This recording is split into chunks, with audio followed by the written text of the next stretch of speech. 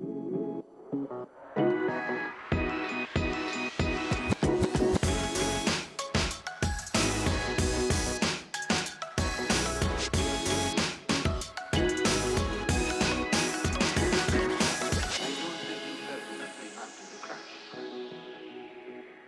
you been unleashed?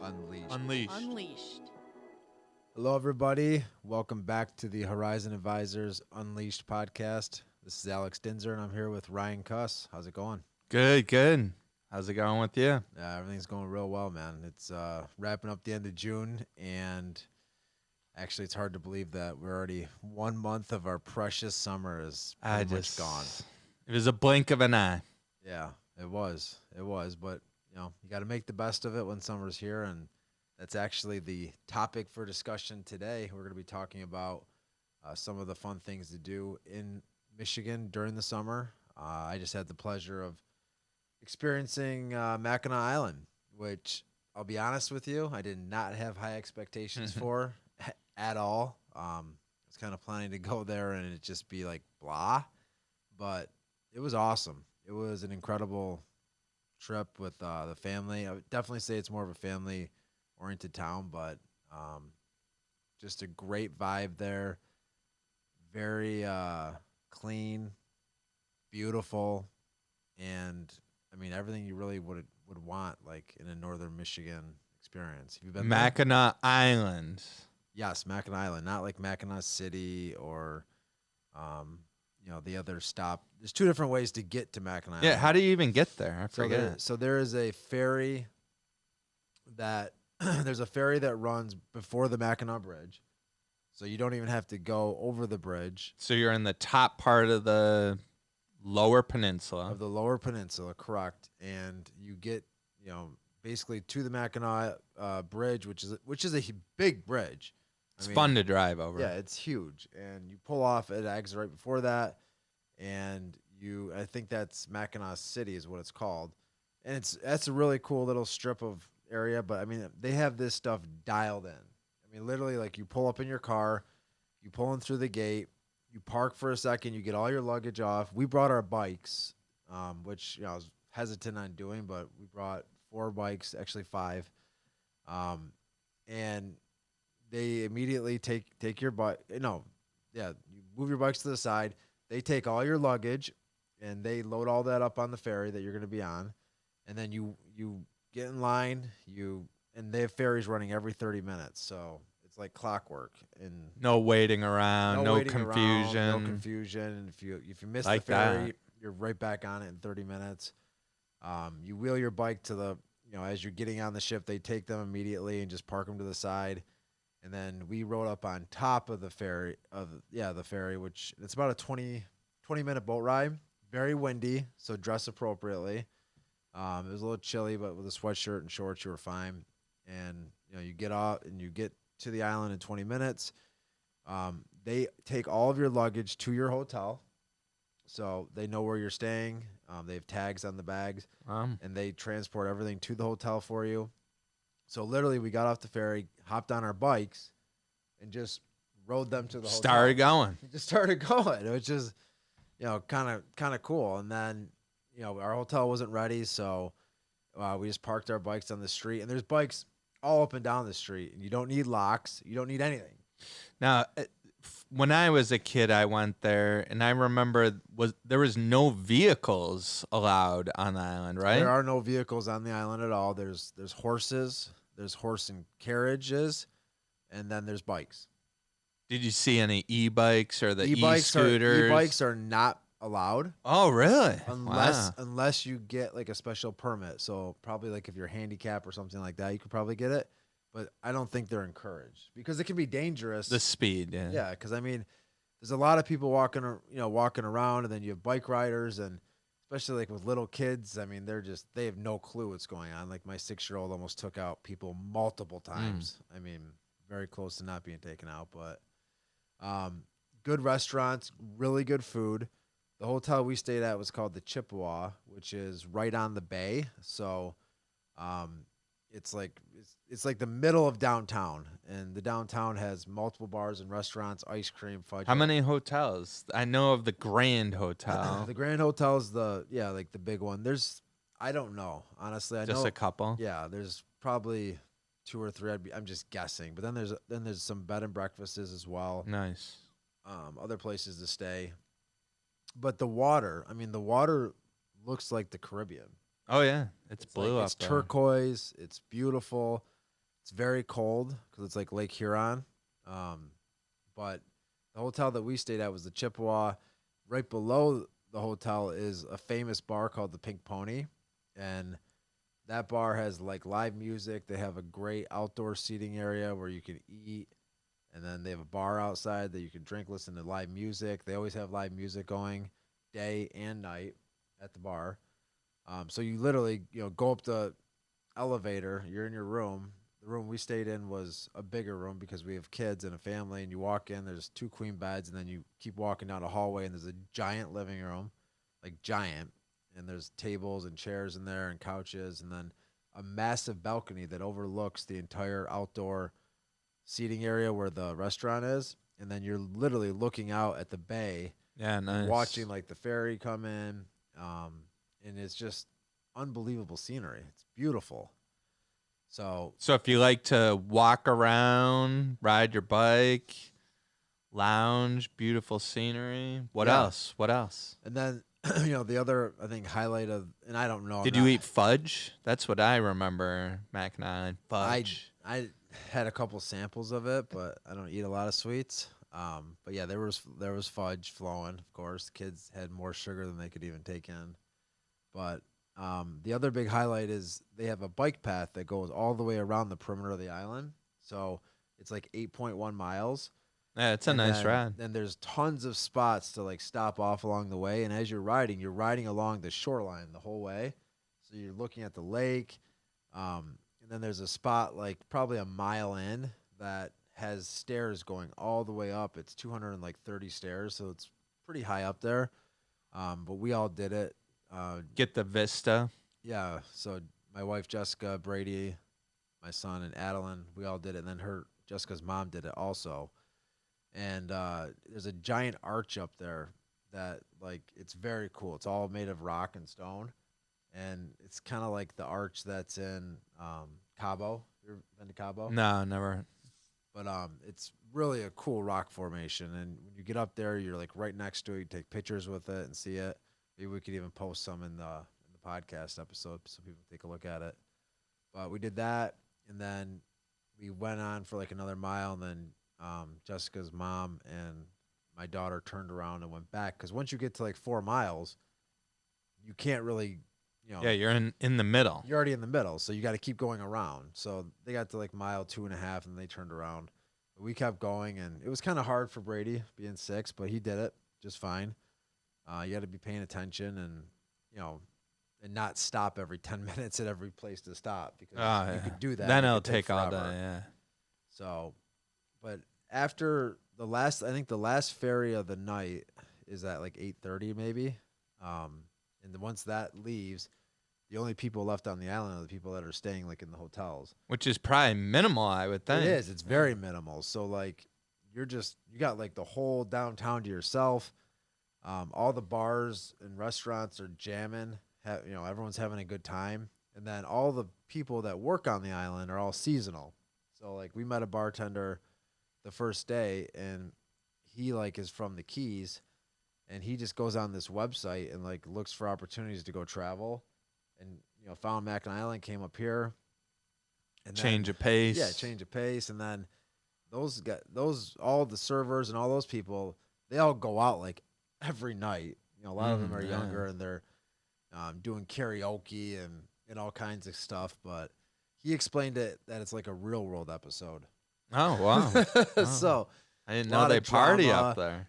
You get your Mackinac Island boyfriend or girlfriend for the summer, and then you go on your way. So, but very, very cool place. I mean, the views are spectacular. And then on the second day we were there, we did Fort Mackinac, which is an old military base, and it's kind of sits on the very top hill of the island, and it overlooks like the entire bay. They shoot a cannon like every 3 hours, so the kids. Yeah, can I see remember that. that. I remember seeing that on a tour I did once. Yeah, so that was cool. I mean, even the kids liked it. They did When was the was it a when was the castle built? Do you remember? Was it like a 1800 kind of thing? 1812, I think, was Okay. it was called like the American War of the something. I'm butchering. I don't really know honestly, Okay. but um, it was good history. And then they did like a reenactment. Not even, but they had like four guys dressed in the old uniforms, and they had the rifles that they used back then, and they shot them also, and it was loud. They were shooting blanks, and that was kind of cool. The kids like that, like seeing that. Was there any like history tours where they told like why Mackinac Island started being populated and all that kind of stuff? Or They didn't explain that at Fort Mackinac, but no? there's so many ways to spend money. I mean, you can do a ton of stuff. They have like a little haunted house you can go through with the kids. I mean, it's literally you're in and out of it in 5 minutes, and it's just like, it's dark and kind of creepy. So the kids like that. There's a mirror maze you can go through. Um, so there's a ton of stuff to do and stay busy. A lot of hiking. Um, The kids were going to bed nicely at night. They were all tired Kids were out. exhausted. Yeah, I mean, there's not like a lot of pools on the island, so a lot of the hotels don't have pools. I think the Grand has a pool, and it may even be indoors. I'm not sure, but the weather it's like its own climate there. Yeah, You it's know, whatever's blowing across yeah, those lakes. yeah. We were fortunate to have beautiful weather. It was like 75 and sunny, and the only place where you can actually get in Lake Huron of the hotels that I know of is at the hotel that we stayed. And you can go and the kids can play in the water and they were finding rocks and doing all that kind of stuff. That's fun. So I think the big attraction, or what I think most of it is I think most people go there for a day and then do a couple activities, do some shopping, eating, whatever, and then they leave that day. I mean, what do you think the advantage of staying on the island, whether it's a night or two, or what do you think the minimum amount of time is max if you're gonna stay? Yeah, I mean, I'm like a 2 night guy, so 2 nights was good for me. But my brother goes every year and they stay for like 4. But they also have family coming in from like Oklahoma. His wife's from Oklahoma, so they have like 10 or 15 people there.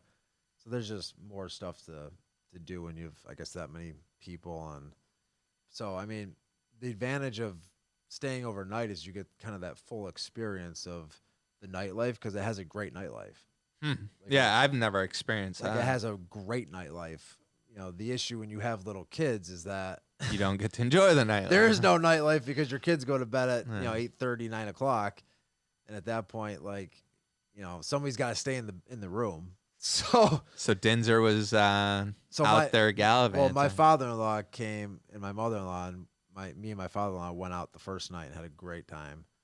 And then the next night they were leaving, and it was like 5:30. It was like 5:30. We decided to just like get pizza that night because the kids were tired, and we ate. And I was like looking at my watch. I'm like, man, I was like, the kids are gonna go to bed in like an hour and a half. I was like, Jessica's going to bed. I was like, I'm just gonna be sitting in the room. I was like, let's just go back to our cottage. So we actually went back on the second night. We didn't even stay the night because we were gonna leave in the morning anyways, and shortened up our drive home, which would have been like a 4-hour drive to 2 hours. So Nice. but yeah, I think 2 nights is perfect. Really, if you're gonna Perfect. do What it. kind of budget? I mean, I know that Grand Hotel. I mean, can cost over $1,000 a night. I looked at that a couple years ago. I mean, Yeah, that's one. couple grand gets you in and out of there. Yeah. For a couple days. Yep, you can definitely do that. So the room that we had was like 600 a night, but it was big. It had like the suite feature where it had the little kitchenette and had the living room and the extra space with a pull-out couch and everything. But the room that my mother and father-in-law stayed in was was 350, and it was still a lot, Yeah, but not it's affordable. not horrible, right? So yeah, you could definitely get in and out for a couple $1,000. Yeah, and I think that's an important, segue into this conversation is, a lot of people want to travel. They want to go do things, but maybe they're on a more fixed budget. And if you live here in Michigan, I mean, the opportunity you have up north, Yeah. it's really unbelievable. I mean, Mackinac Island, that's one spot there. One thing that we kept saying was like, this is right in our backyard, Yeah. and it's like, people would be traveling, across the country to go see views like you get to see there. I mean, they're stunning. I mean, I'm a well-rounded traveler. I've traveled around the world and I still am obsessed with North Michigan. Yeah. I mean it is for what I like, I like outdoors, I love beauty, I love lakes, water, all that kind of stuff and it's it's bountiful up there. There's a lot of it. Yeah, it's beautiful. So, I mean, I highly recommend it. Again, kind of going into it as like a skeptic. I mean, we had a great time, and there's plenty of things to do to keep the kids occupied, which is important, right? So, and if you are looking for a good hotel, I highly recommend the Chippewa, which is where we stayed, and the Nice. services and everything are just fantastic. Where do you? I mean, you guys have a place up north, so where do you normally go? Yeah, I mean, my wife's family has a log cabin on Big Platte Lake, which is up by Lake Michigan. It's up by like the Sleeping Bear Dunes. My That's the favorite thing. place. Everybody kind of knows where that is. So Sleeping Bear Dunes is probably like a 20-minute drive from the cabin. So, and there's a lot of different lakes, and then you're right on Lake Michigan. So, some of the best lakes I think up there, you have Crystal Lake, and then you have Big Platte Lake, then Little Platte Lake, and then you're heading up north. And as you get closer to Lake Michigan North, you get the Glen Lakes, which are probably those Glen Lakes are what are right on the Sleeping Bear Dunes. And, to me, those are the most beautiful lakes out there. There's a million other lakes. Those are the ones I There are spend houses a on those? Oh yeah. Yeah. Each one are pretty populated. So, for people that are looking for travel, go see something new, see something great. I spend a lot of time up there. My favorite towns up there, there's a town called Frankfurt. It's right on Lake Michigan. It has a really nice, maybe 5, 6 block downtown, old Victorian houses. They have a strip, that's probably 4 blocks long with restaurants, shopping, not a lot of options, but for a couple nights, you could definitely occupy yourself and have fun. They have a tavern there. They have a brewery, Storm Cloud Brewery, which is a great one. But what I love about that town is they have, this whole downtown living vibe. So if you bought a house or rented one, you're staying in this little cute downtown. You can walk to the restaurants, walk to all that, and then Yeah, it's cool. you're within blocks of Lake Michigan. They have a huge, beach. It's massive, all sand. They got some volleyball courts, swings. Some things for the kids to do, but great little town. Every time I'm up north, that's always one of my go-to towns. Pretty developed. I mean, there's a little more they can do there, but pretty established. Then my next probably favorite town, which is smaller, it doesn't really have a downtown, is Empire. I don't think they really have hotels. You might be able to find some motels. You might, be able to camp, things like that. It's, they're just starting to build up this town. It's definitely gonna blow up over the next decade. I Is that think. north of Traverse City? No, so you're probably at Empire. You're probably just pure west. Got it. All the way on Lake Right Michigan. on the water. Okay. So every town I'm talking about is kind of working your way up Lake Michigan, heading up north. So, Frankfurt's kind of Arcadia is below it if you're a golfer and you probably wanted to golf Arcadia. It's a bluff course right on Lake Michigan, fabulous hotel, all that kind of stuff, spa. And then Frankfurt is, probably 30 minutes north from that. And Frankfurt community shares that Crystal Lake, which is a huge in-body lake, beautiful. I mean, Yeah, best beautiful. waters, again, these waters are just fabulous. And then there's, just a small strip of land, that's dividing Lake Michigan and Crystal Lake.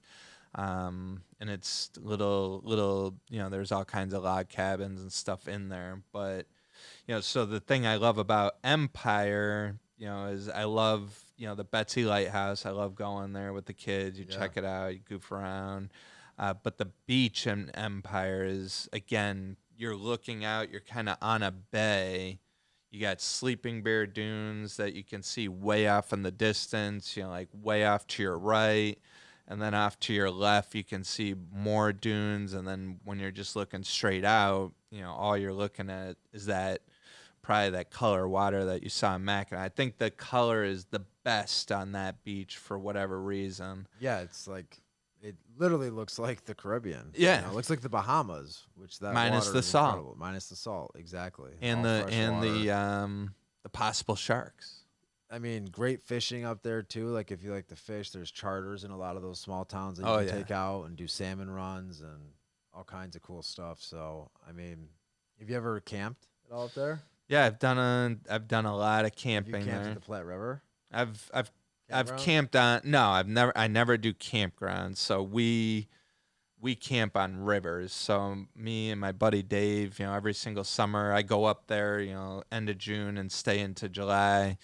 We do 4th of July. We celebrate Rachel's birthday, and then part of that is I always grab the kids and do, a little camping trip on one of the rivers cool. up there. That's awesome. Yeah, when I was younger, we used to go up to the Platte River campground.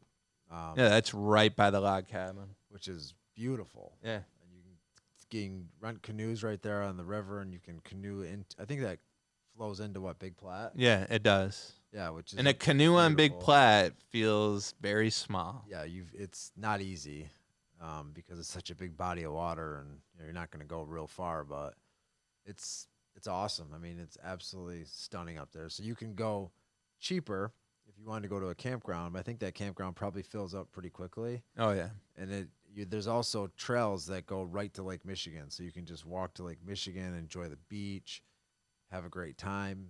I mean, that'd actually be something fun to do with the kids for an experience.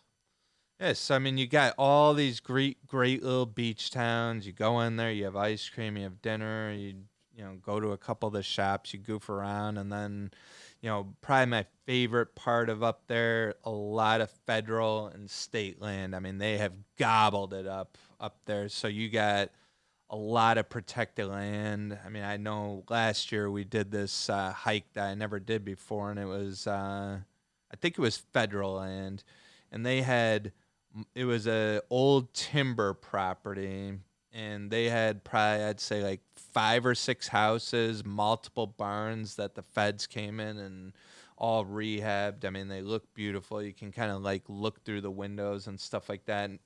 And there's a community of people that, service this land. And what's the purpose of the houses? They're just keeping, I guess, historical value. There's a lot of historical value up there. Wow. They're like just houses in the woods?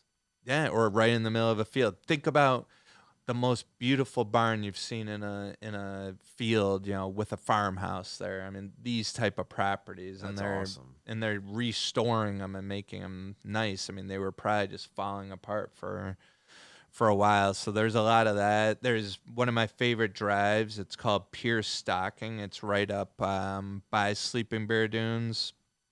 Probably takes a couple hours to drive through depending on what you want to do. But, at the top of the loop, you're looping through this national forest. I mean, it's epic. And then at the top, like, there's a huge bluff dune that you're just way over Lake Michigan, and there's a nice lookout. And then, there's a bunch, I think like 12 stops on it. You go through covered bridges. Yeah, is that the one where you go down the dune and you have to come back up?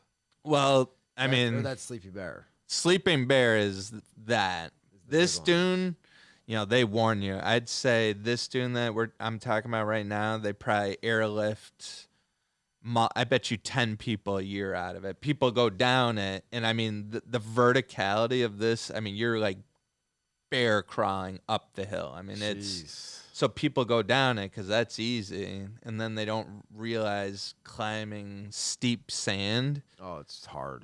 It is hard. Yeah, you're working twice as hard, basically. Every step you take, you're going backwards. I love climbing steep sand. Yeah, it's a great workout, and it's a lot of fun. So if you guys did that one then, you climbed the big one? Yeah, and I remember just a side story. I remember when Charlie was a baby, and I had like a bag, because what we found out is you can walk down the beach, and then there's another lake, down there. So what we would do is park one car down by that lake, and then one car up top, and then we'd just grab the other car. But we would walk down the dune for the fun of it, and then walk down the beach to this other, really nice beach spot. But I remember walking down the dune with a baby and, these Jeez. bags. I mean, I'm looking like I'm going for a beach day, which I was. Yeah. And I got stopped so many times. They're like, "You're going to go back up?" And Yeah. I'm like, don't worry about it. Well, I mean, with a baby, yeah, that'd be probably nearly impossible. But I mean, the bottom line is it's an incredible beauty.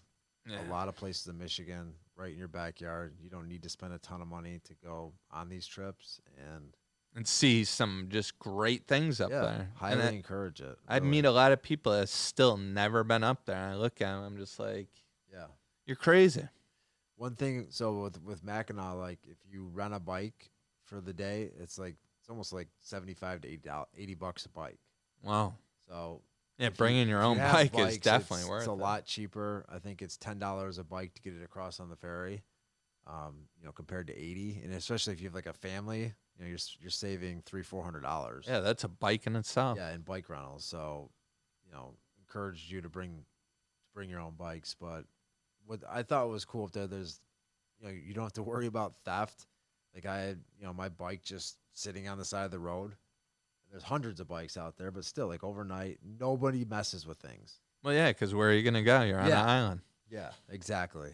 So, but yeah, anything else? No, I'm about to go up there and just really decompress, further, just get out in the nature, go view those vistas, enjoy the beauty, the nature up Yeah. there. And Taking a little time off to sharpen up your saw. it's an epic place. It's probably one of my favorite, like top 2 or 3 places that I've ever been. So Yeah, so for anyone listening that does not live here in Michigan or used to live here and don't live here anymore, come back and go check it out. So, yeah, for sure. all right, thank you for tuning in, and we will talk to you all next time.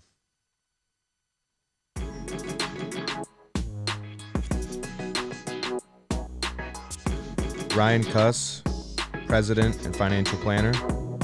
Alexander Dinzer, Managing Director and Financial Planner. Andrew Henricks, Financial Planner. Securities and advisory services offered through Cetera Advisor Networks, LLC, member FINRA/SIPC, a broker-dealer and registered investment advisor. Cetera is under separate ownership from any other named entity.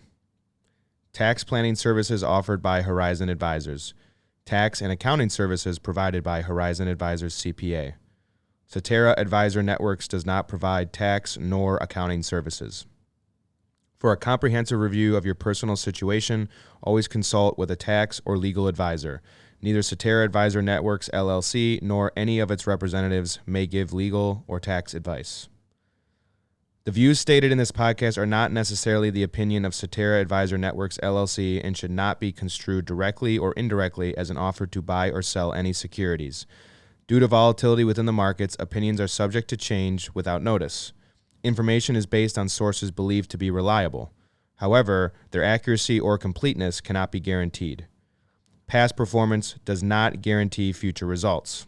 Investors cannot invest directly in indexes. The performance of any index is not indicative of the performance of any investment and does not take into account the effects of inflation and the fees and expenses associated with investing. A diversified portfolio does not assure a profit or protect against loss in a declining market. All investing involves risk, including the possible loss of principal. There is no assurance that any investment strategy will be successful. Distributions from traditional IRAs and employer-sponsored retirement plans are taxed as ordinary income and, if taken prior to reaching age 59 and a half, may be subject to an additional 10% IRS tax penalty.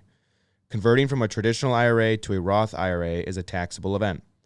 A Roth IRA offers tax-free withdrawals on taxable contributions. To qualify for the tax-free and penalty-free withdrawal of earnings, a Roth IRA must be in place for at least 5 tax years, and the distribution must take place after age 59 and a half or due to death, disability, or a first-time home purchase, up to a $10,000 lifetime maximum. Depending on state law, Roth IRA distributions may be subject to state taxes. Investing in mutual funds is subject to risk and loss of principal. There is no assurance or certainty that any investment strategy will be successful in meeting its objectives. Exchange-traded fund and mutual funds are sold by prospectus only. Investors should consider the investment objectives, risks, and charges and expenses of the mutual fund or ETF carefully before investing. The prospectus contains this and other information about the product. Contact Alexander Dinzer at 5455 Corporate Drive, Suite 306, Troy, Michigan, 48098 or 248-265-6662 to obtain a prospectus, which should be read carefully before investing or sending money. Horizon Advisors, 5455 Corporate Drive, Suite 306, Michigan, 48098.